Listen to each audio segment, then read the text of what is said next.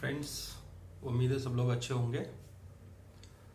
आज हम एक नया टॉपिक लेके आए हैं क्योंकि एक नया लॉ बना है अभी अगस्त 2019 में प्रेसिडेंट ऑफ इंडिया ने 9 अगस्त को कंज्यूमर प्रोटेक्शन एक्ट नाम का एक कानून पार्लियामेंट से पास हुआ, फिर उन्होंने साइन कर दिया। ये इम्पोर्टेंट क्यों है और क्यों ये लॉ बनाना पड़ा, उसकी वजह है कंज्यूमर रिलेटेड लॉ है, तो जाहिर सी बात है कि उसी से ही कुछ डील कर रहा होगा, तो हम उसी पे बात करते हैं। इम्पोर्टेंट टॉपिक है ये। समाज में जितनी भी परचेजिंग होती हैं, सेलिंग होती हैं, उन सबको डील करने के लिए अगर उनमें कोई फ्रॉड हुआ है तो कोई ना कोई अथॉरिटी होनी चाहिए, कोई जजमेंटल बॉडी होनी चाहिए जो गलत को गलत और सही को सही कहे। तो बहुत सारे कारोबार हुए, लोग बहुत गलत गलत तरीके से एडवर्टाइज करने लगे और इस हद तक गलत एडवर्टाइज करने लगे कि फेयर एंड लवली का 10 रुपए का छोटा पाउच 7 दिन में गोरे हो जाएंगे। अगर खूबसूरती का पैमाना गोरा होना है तो क्या अफ्रीकन कंट्रीज में लोग खूबसूरत नहीं होते होंगे? तो ये जाहिर सी बात है कि फ्रॉड है। दूसरी बात, अगर फेयर एंड लवली की ये बात सही है तो अफ्रीका में जाके क्यों नहीं बेच रहे वो 10 रुपए का पैकेट? ये सब भ्रामक तरीका होता है और लोगों को पहले डराया जाता है और फिर उनको बताया जाता है कि आपकी इस चीज का इलाज हमारे पास है। जैसे आपने सफोला का ऐड देखा होगा, तो उसमें पहले एक हस्बैंड किसी लेडी का आता है हाँफते हुए, तो मतलब उसकी हार्ट बीट्स फिर दिखाई जाती हैं कि प्रॉब्लम है। तो कंपनी ने क्या तरीका बताया कि सफोला यूज करिए, ये समस्या नहीं होगी। तो ये तरीका होता है, भ्रामक तरीका होता है ये कंपनियों का। इसी को लगाम लगाने के लिए 1986 में कंज्यूमर प्रोटेक्शन एक्ट नाम का एक कानून बना था। सब कुछ अच्छा चल रहा था। धीरे धीरे खासकर 2010 के बाद हम ऑनलाइन ट्रेडिंग में ज्यादा आ गए, चाहे वो फ्लिपकार्ट जैसी कंपनियां हों, अमेजोन हो, जो भी हैं, ये बहुत बड़े लेवल पे मार्केट को एक्वायर कर चुकी हैं। अब ये आपको पता होगा कि बड़ी बड़ी कंपनियां कंज्यूमर्स को लुभाने के लिए बहुत मीठी मीठी बातें करती हैं और फिर बाद में उनको जब उन शर्तों पे वो खरे नहीं उतरते तो कंज्यूमर कहीं ना कहीं ठगा सा महसूस करता है। इसीलिए वो 1986 का लॉ, जो सिर्फ ऑफलाइन तरीके से, हम ये कह सकते हैं आज के जमाने में कि पर्सन टू पर्सन सेलिंग हो रही थी, परचेजिंग हो रही थी, उसको डील करता था।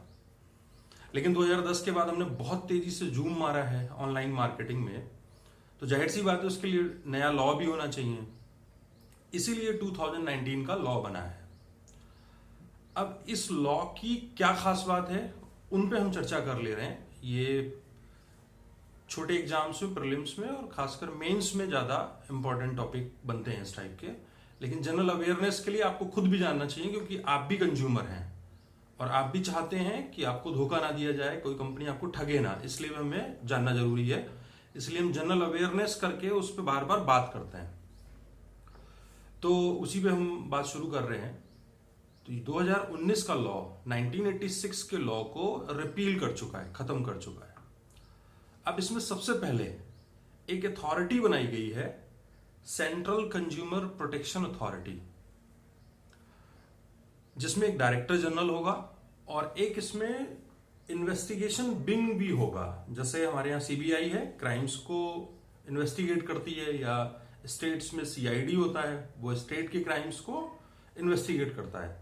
तो ऐसी अगर कोई कंपनी फ्रॉड कर रही है, गलत चीज दे रही है, या गुमराह करने वाला कोई भी एडवर्टाइज कर रही है जिससे लोगों को जो इनोसेंट हैं गुमराह होने के चांसेस हैं, तो ये अथॉरिटी उन कंपनियों को इंस्ट्रक्शन दे सकती है, पहली बात। दूसरी बात, अगर कोई गुमराह करने वाली चीज है और उसको मना करने के बावजूद भी नहीं हटाया गया, तो उस कंपनी पे 10 लाख रुपए तक का जुर्माना ये अथॉरिटी लगा सकती है। दूसरी बात, अगर दोबारा फिर वही हरकत की तो 50 लाख रुपए तक का जुर्माना लगा सकती है, और उसके बावजूद भी अगर कंपनी अपनी हरकतों को जारी रखती है तो उनमें से जो ऑफिसर्स होंगे उनको 3 साल तक की सजा हो सकती है। बहुत स्ट्रिक्ट लॉ बना है और बहुत अच्छी बात है, क्योंकि लगभग हर इंसान किसी भी कंट्री में कंज्यूमर होता ही होता है, चाहे वो किसी गुड्स का, किसी सामान को खरीद रहा है या किसी सर्विस को ले रहा है। जैसे हमने मोबाइल रिचार्ज कराया तो रिचार्ज कराना एक सर्विस है, हम कहीं जा रहे हैं या ऑनलाइन हम कोई सर्विस ले रहे हैं टीचिंग वगैरह की जो आजकल चल रही हैं, तो वो सब सर्विस के दायरे में आएंगी। प्रॉब्लम ये थी पुराने वाले लॉ में कि वो सर्विस को बहुत अच्छे से डील नहीं कर पाता था। दूसरी प्रॉब्लम क्या आई, पुराने वाले लॉ में एक सबसे बड़ी समस्या ये थी कि जहां से आपने सामान खरीदा है आप वहां जाइए डिस्ट्रिक्ट फोरम में शिकायत करने, डिस्ट्रिक्ट कंज्यूमर फोरम में।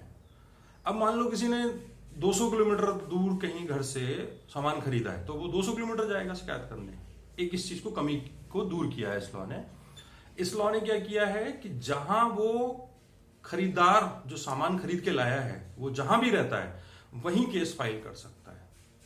और शायद आपको पता होगा पुराने लॉ में भी वही प्रोविजन था, इसमें भी यही है कि आप जो आपने आर्टिकल खरीदा है, सर्विस खरीदी है, उसमें अगर कोई फॉल्ट निकलता है तो 2 साल के अंदर अंदर आप कंप्लेन कर सकते हैं। अगर 2 साल के अंदर आपने कंप्लेन की, सपोज करो डिस्ट्रिक्ट फोरम में पहले करते थे, अब उसी का नाम बदल के डिस्ट्रिक्ट कमीशन कर दिया गया है, तो मान लो डिस्ट्रिक्ट कमीशन में आपने शिकायत की तो आप डिसीजन आया, आप सेटिस्फाइड नहीं हो तो स्टेट कमीशन में आप विद इन 30 डेज अपील कर सकते हैं। ऐसे अगर आप उससे भी सेटिस्फाइड नहीं है तो नेशनल कमीशन है उसमें आप अपील कर सकते हैं, उसमें भी सेम 30 डेज का टाइम दिया गया है। अच्छा, ये जो हम बात कर रहे थे अभी डिस्ट्रिक्ट कमीशन की, डिस्ट्रिक्ट कमीशन को 1 करोड़ रुपए तक का अगर किसी ने सामान खरीदा है, मैक्सिमम है ये 1 करोड़ रुपए तक का, 1 रुपए से लेके 1 करोड़ रुपए तक का अगर कोई सामान खरीदा है, सर्विस ली है और उसमें कहीं फॉल्ट है तो डिस्ट्रिक्ट कंज्यूमर कमीशन में आप कंप्लेन कर सकते हो, एक बात। दूसरा, अगर 1 करोड़ रुपए से ज्यादा का सामान आपने खरीदा है और 10 करोड़ रुपए से कम है तो आप स्टेट कंज्यूमर कमीशन में केस फाइल कर सकते हो कि साहब इस कंपनी ने हमें खराब चीज दी थी और ये हमारी शिकायत है, जो जो शर्तें थी इसमें लिखी हुई वो खरी नहीं उतरी। तीसरा, अगर 10 करोड़ रुपए से भी ज्यादा का कोई आपने सामान खरीदा है, कोई मशीनरी खरीदी है, कोई इक्विपमेंट का कुछ भी ऐसा, तो आप सीधे नेशनल कमीशन में जा सकते हैं। एक प्रोविजन ये बहुत इंपॉर्टेंट है, पहले ये रकम बहुत कम हुआ करती थी, अब बढ़ा दी है ताकि सुविधा हो लोगों को छोटे छोटे लेवल पे अपना मैटर डील करें। अब सबसे इंपॉर्टेंट बात, इन तीनों लेवल पे डिस्ट्रिक्ट कमीशन, स्टेट कमीशन और नेशनल कमीशन, इन तीनों में अल्टरनेटिव डिस्प्यूट रेजोल्यूशन यानी कि वैकल्पिक विवाद समाधान की व्यवस्था की गई है और इसके लिए mediation cells, mediation centre type बनाए जाएंगे इन तीनों स्टेज पे। इसमें क्या होगा, अगर सपोज करो डिस्ट्रिक्ट कंज्यूमर फोरम, जिसको आज कमीशन कहेंगे, या स्टेट कमीशन या नेशनल कमीशन, इन तीनों लेवल पे जो मीडिएशन सेल्स होंगी, वहां अगर इन अदालतों में बैठे जज ये कह रहे हैं कि भाई जिसने सामान खरीदा और जिसने बेचा वो दोनों लोग अगर मैटर को खुद ही आपसी बातचीत से ले दे के सुलझाना चाहते हैं तो ये मीडिएशन सेंटर बना हुआ है, यहाँ मीडिएटर्स बैठे हुए हैं, आप लोग आपस में बैठ के बात कर लो, जो भी आप तय करोगे जजमेंट लिख दिया जाएगा। एक तरीका ये भी अच्छा आसान बताया है ताकि कंपनियों को भी बहुत ज्यादा परेशानी ना हो कि साहब हमारे साथ बहुत ज्यादा प्रॉब्लम हो रही है, कुछ इस टाइप का। ठीक है, तो इन कुछ बातों का आप ध्यान रखेंगे। और इसमें एक चीज बहुत ज्यादा खास नहीं है लेकिन फिर भी मैं बता दे रहा हूं, जैसे मान लीजिए एक पार्टी ने केस फाइल किया किसी भी जगह तीनों में से और 21 दिन के अंदर अंदर अगर उसने रिस्पॉन्स फाइल नहीं किया तो जज जो बैठा होगा वहां पे वो उस पार्टी के केस को आगे प्रोसीड कर देगा। आमतौर पे क्या होता है, एक पार्टी ने केस किया, दूसरी पार्टी ने अपना रेस्पॉन्स दिया, तो अगर लग रहा है कि भाई इसका जवाब सही है, ये गलत क्वेश्चन कर रहा है या ब्लेम कर रहा है, तो केस रफा दफा हो गया। लेकिन अगर दूसरी पार्टी आई ही नहीं, उसने रेस्पॉन्स ही नहीं किया, तो 21 दिन के बाद केस आगे प्रोसीड कर जाएगा। ठीक है, ये कुछ इंपॉर्टेंट बातें थी जो मैंने आपसे डील की। और इसके अलावा जो भी नया टॉपिक आएगा हम उस पर प्रॉपर डिस्कस करेंगे।